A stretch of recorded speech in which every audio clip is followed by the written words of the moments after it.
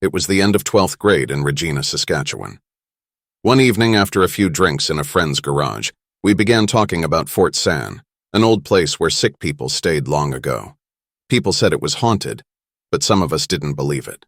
To prove who was right, we decided to check it out for ourselves. We drove for 45 minutes to get there. The place looked old and empty, with a big fence around it. We found a way in through a dry riverbed and climbed up the fire escape to the top floor, then pulled some wood off a window on the top floor to get inside. The top floor, I honestly can't remember how many stories the building was, 3 or 4. We checked out seemed normal. After it was decommissioned as a hospital, it was used for conferences and people could stay in the rooms.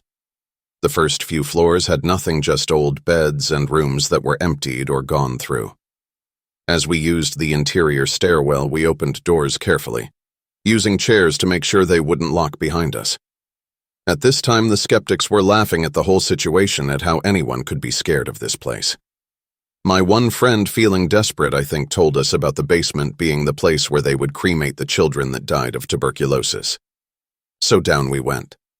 By the time we got to the basement, things felt really creepy. But creepy like you are in an abandoned building. Creepy, not ghosts are present creepy. The walls were old and falling apart, and it smelled weird. Plus, it was so dark down there that only a few of us with flashlights could see where we were going. At this point in the basement, we all split up. In one room, we found a strange tunnel-like opening in the wall. Just large enough to crouch in. You wouldn't have to crawl to get through this tunnel.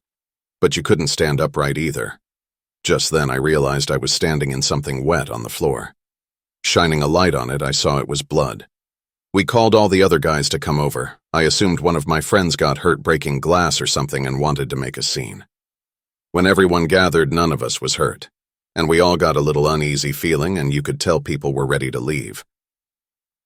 Then we heard loud banging sounds from the doors we had propped opened.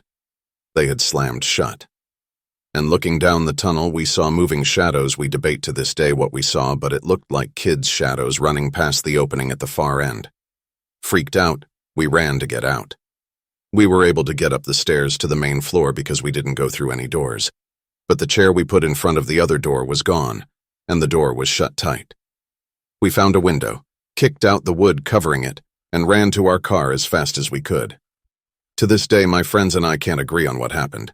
Some think someone was hiding in there playing tricks on us, but none of us were about to go back and find out.